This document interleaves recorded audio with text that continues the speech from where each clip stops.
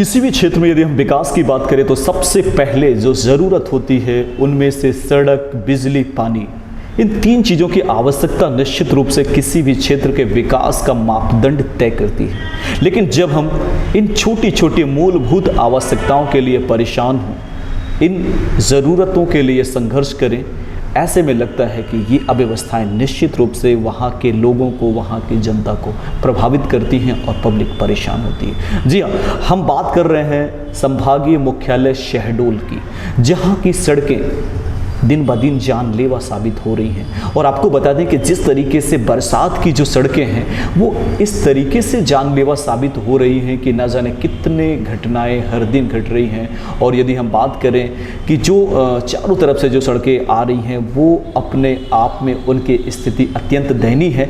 हाल ही में अभी बीते दिनों जिस तरीके से एक अनोखा विरोध किया गया, आज वही शख्स हमारे साथ मौजूद हैं, वार्ड क्रमांक 3 के पार्षद और यूथ कांग्रेस के महासचिव सुफियान खान जी। सुफियान जी, बहुत बहुत स्वागत है हमारे इस कार्यक्रम में। और सबसे पहली बात, जिस तरीके से आपने विरोध किया इस बार गड्ढों को लेकर और शहर की जो सड़कें हैं उनका जो विरोध किया, वो एक अनोखा तरीका है। आखिर ये तरीका अपनाने की ज़रूरत क्यों पड़ी? सबसे पहले आपको मैं धन्यवाद ज्ञापित करना चाहता हूँ कि आपने मुझे यहाँ बुलाया। अहम मुद्दा नगर पालिका का और शहर का बिजली, पानी और सड़क, तीन मुद्दे जनता के लिए सबसे अत्यावश्यक मुद्दे होते हैं। इसी क्रम को रखते हुए हम लोगों ने आज से 3 साल पहले से इस रोड में जो गड्ढे वाली रोड हैं उसका विरोध शुरू किया। इसके लिए हमने कलेक्टर साहब को ज्ञापन दिया, एसडीएम साहब को ज्ञापन दिया, प्रभारी मंत्री जी को ज्ञापन दिया, एमपीआरडीसी को ज्ञापन दिया, पीडब्ल्यूडी ऑफिस में ज्ञापन दिया। यहाँ तक कि हम कई बार मंत्री जी से मिलने भी गए, अधिकारियों से मिलने भी गए, लोगों को लेके गए, वार्ड के लोगों को लेके गए। कहीं भी इस समस्या का निदान हमको दिखाई देता नज़र नहीं आया। फिर उसके बाद हम लोगों ने एक रचनात्मक विरोध करना तय किया। उसमें हम लोग यूथ कांग्रेस के लोग, वार्ड की जनता, जिला कांग्रेस कमेटी के लोग, सारे लोगों ने मिल के वहाँ धान का पौधा रोपा लगा के एक रचनात्मक विरोध किया कि कहीं ना कहीं से बात हमारी प्रशासन तक पहुँचे और उनको ये टीस लगे कि कहीं इनका विरोध जायज़ तो है ही हमारा विरोध, लेकिन हमारे विरोध का असर बड़े अधिकारियों तक या तो नेताओं तक पहुँचे। क्योंकि वो संभागीय मुख्यालय में प्रवेश की मुख्य रोड है, वो रोड उमरिया, जबलपुर, कटनी के लिए जाती है। बिल्कुल। उस मामले में पाली रोड मुड़ना नदी से लेकर जयस्तंभ के बीच में अभी तक 7 मृत्यु हो चुकी हैं। 7 युवा काल के गाल में समा चुके हैं, जिसका संज्ञान पुलिस विभाग को, जिला प्रशासन को, कलेक्टर महोदय को, सारे लोगों को हमने संज्ञान में उस मामले को लेकर आए, लेकिन किसी के कान में जू तक नहीं रहेगी। आने वाले टाइम में, अभी जब परसों हम लोगों ने विरोध किया तो जिला पंचायत सीईओ साहब आए, कलेक्टर साहब के प्रतिनिधि उनके, उनको हमने ज्ञापन दिया। उन्होंने हमको आश्वासन दिया है कि 1 हफ्ते के अंदर हम इसका निराकरण करेंगे। और मैं आपके मंच के माध्यम से जिला प्रशासन से निवेदन करना चाहता हूँ और वार्ड की जनता की तरफ से चेतावनी भी है कि अगर 1 सप्ताह के अंदर रोड का काम शुरू नहीं हुआ या तो सुचारू रूप से व्यवस्था नहीं बनी तो एक बड़ा जन आंदोलन वार्ड की जनता के साथ हम लोग करेंगे। ये जब हम आंदोलन की मांग करते हैं और मांग और जब विरोध की बात करते हैं तो ज़्यादातर जब विरोध की बात आती है तो ये कहा जाता है कि आप विपक्ष के हैं, इसलिए जो भी पक्ष की सत्ता में जो लोग हैं उनका विरोध करने का एक तरीका है ये। तो ऐसे में जो ये आपका व्यक्तिगत या जो कांग्रेस कमेटी के लोग हैं उनका विरोध इसे मान रहे हैं या जनता का विरोध मान रहे हैं? जनता भी आपके साथ इस पूरे मामलों पर? ये जनता का विरोध है। अभी आज से 20 दिन पहले वार्डवासियों ने हमको फ़ोन लगाया, वार्डवासी लोग फ़ोन लगाए कि भैया यहाँ पे पूरा तालाब बन गया है। वहाँ स्वयं के व्यय पे, नगर पालिका की सिर्फ हमने मशीनरी इस्तेमाल की, स्वयं के व्यय पे वहाँ पे गड्ढों को भरवाया, स्टोन डस्ट डलवाया, सारा कुछ करवाया और कुछ दिन वो रोड चलने लायक थी। लेकिन 40-40, 50-50 टन के जब बलकर निकलते हैं और रोड फिर उसी स्थिति में आ गई और चलना और ज़्यादा दूभर हो गया। बिल्कुल। लेकिन हम यदि बात करें तो जो आपका एक नज़रिया कहता है और शहर की जो सड़कों की बात हम करते हैं तो सबसे ज़्यादा मामला वहाँ पे फंस जाता है कि ये सड़क ग्राम पंचायत की है और ये सड़क MPRDC देखेगा, ये हमारे नगर पालिका के क्षेत्र में नहीं है।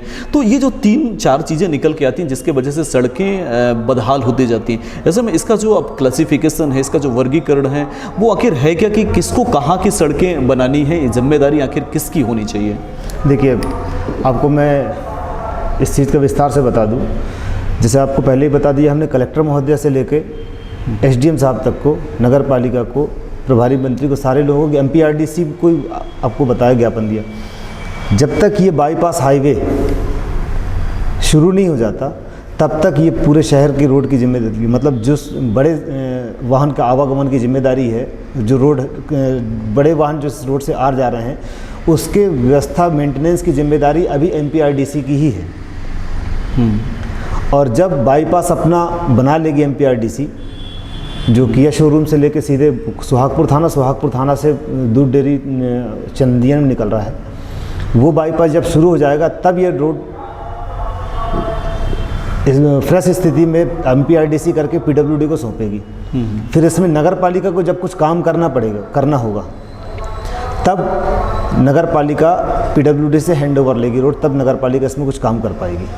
सुफियान जी, बरसात के पहले, क्योंकि वो सड़कें कई दिनों से हैं, तो ये बरसात में ही विरोध अगर हम कर रहे हैं तो इतनी जल्द, इसके पहले हम क्या कर रहे थे? आपको नहीं लगता कि कहीं ना कहीं हम भी इतने ज़्यादा संजीदे नहीं हैं, इतने ज़्यादा इन चीज़ों को लेकर थोड़ा सा लेट करते हैं कि हम प्रशासन तक, जो भी जिम्मेदार है उन लोगों तक पहले ये बात रखें तो शायद ऐसी चीज़ उन ऐन वक्त पर ना पाए? देखिए, आपको मैं इसकी भी जानकारी दे दूं।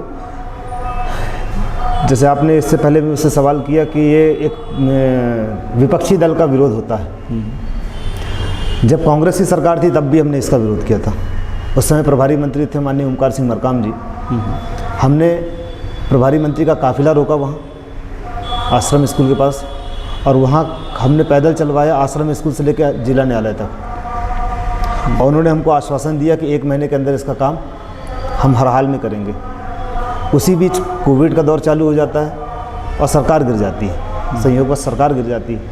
फिर उसके बाद नई सरकार आई। हम इस मुद्दे को लेके 12 महीने हम लड़ रहे हैं और सिर्फ हम उस मामले में पीछे हो जा रहे हैं कि MPRDC कुंभकर्णी नींद में सो रही है, क्योंकि उसका 2 जगह काम चल रहे हैं। अभी उस ठेकेदार की जिम्मेदारी है इस रोड को सुचारू रूप से चालू करना, और कहीं ना कहीं बड़े अधिकारियों का उसको संरक्षण प्राप्त होगा, बड़े नेताओं का संरक्षण प्राप्त होगा ठेकेदारों को, इसीलिए वो काम नहीं कर रहा है। बिल्कुल सुफियान जी, निश्चित रूप से ये बड़ी समस्या है और निश्चित रूप से प्रशासन के संज्ञान में भी है, लेकिन दिक्कतें कहाँ आ रही है ये तो प्रशासन और शासन ही जाने। बहरहाल जनता परेशान हो रही है, इसमें कोई शक नहीं। सीवर पाइपलाइन एक जो बड़ी समस्या है, कुछ लोग इसको बेहतर बता रहे हैं, कुछ लोग इसको कह रहे हैं कि इससे जो है शहर में संकट आ जाएगा, काफ़ी दिनों तक काम चलेगा। इसको किस नज़रिया से आप देखते हैं? देखिए, विकास के मुद्दे में हम कभी विरोध नहीं कर सकते।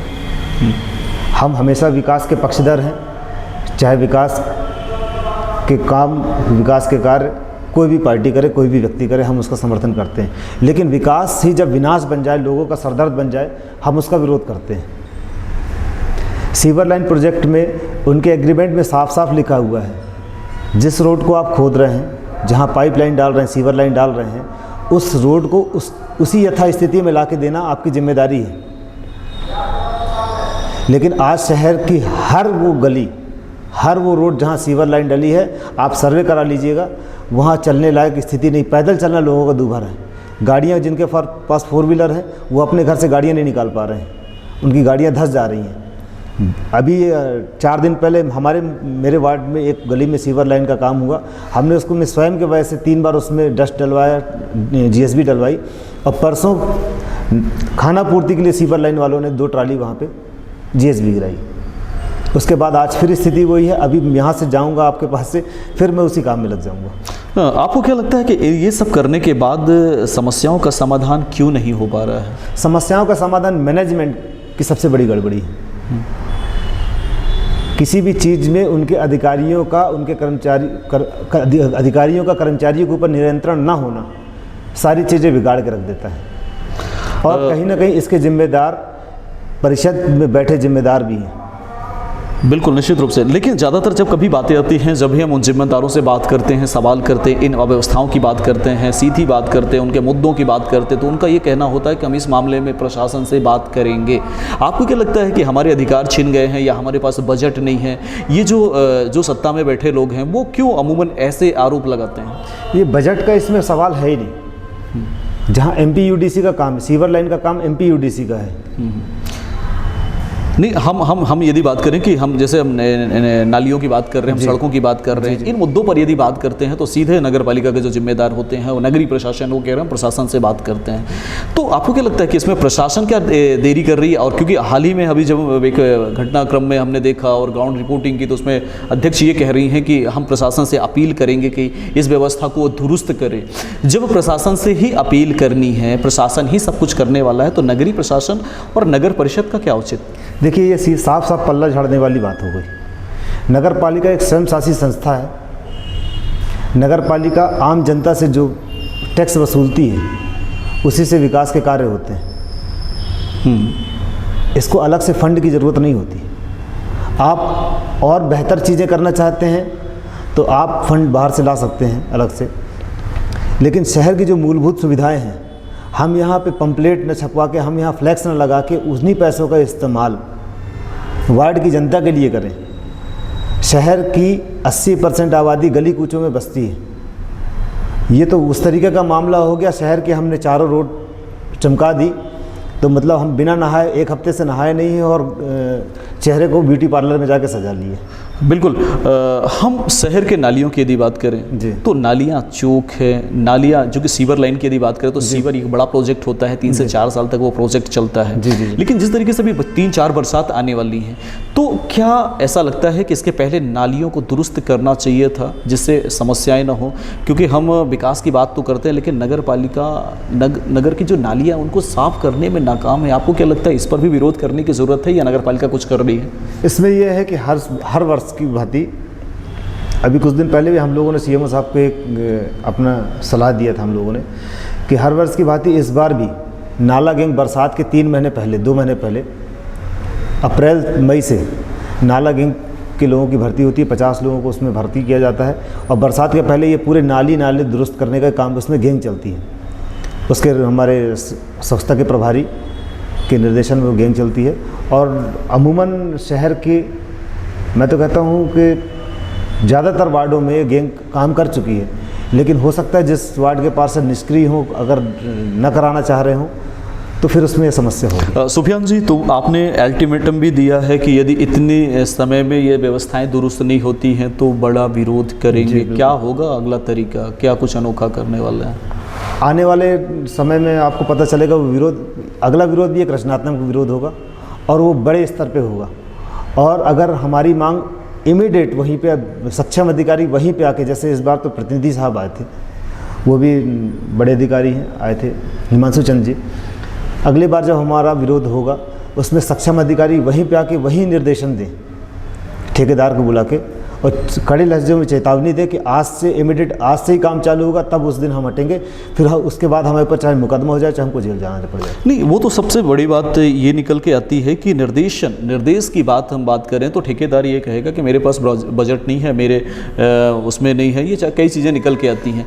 तो ये जो क्या आपको क्या लगता है कि ये सब कुछ होने के बाद प्रशासन क्या चाहता है? प्रशासन भी तो चाहता होगा कि ये चीज़ जल्दी हो जाए, लेकिन अगर प्रशासन को ग्राउंड पे आके ये निर्देश देना पड़े, मजबूर होना पड़े, जनता को आंदोलन करना पड़े, आप जैसे लोगों को विरोध का अनोखा तरीका अपनाना पड़े, ऐसे में क्या लगता है कि दिक्कत कहाँ पे आ रही है? क्या ठेकेदार सुनते नहीं है? निर्माण एजेंसियां क्या प्रशासन के अधीनस्थ नहीं है? आखिर निरंकुश कौन है?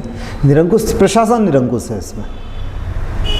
साफ साफ लहजे में आपको बता दूं, प्रशासन निरंकुश है इसमें, क्योंकि जिला प्रशासन जो चाहे वो कर सकता है।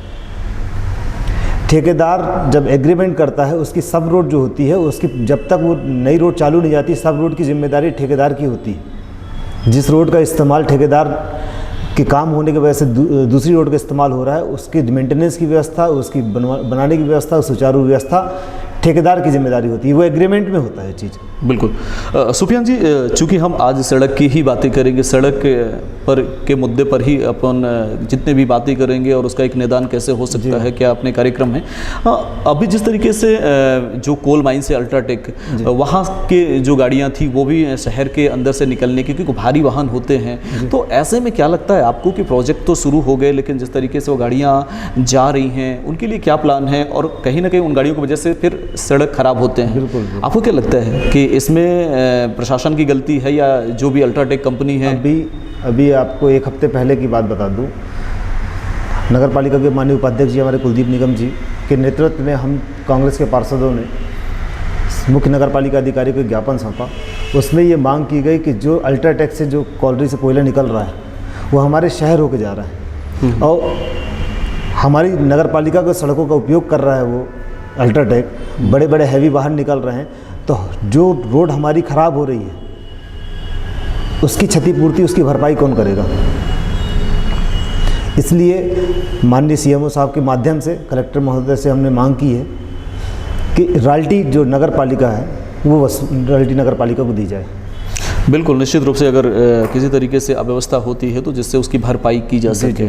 बिल्कुल जी हाँ दोस्तों, हमारे साथ मौजूद थे सुफियान खान जी, और एक युवा नेता हैं, शहर की समस्याओं को अपनी समस्या मानकर, जनता की समस्या मानकर प्रशासन तक रखते हैं, और यदि सड़क नहीं सुधारी गई तो आने वाले समय में कड़ा विरोध होगा, वो विरोध और अनोखा होगा, वो विरोध और अद्भुत होगा।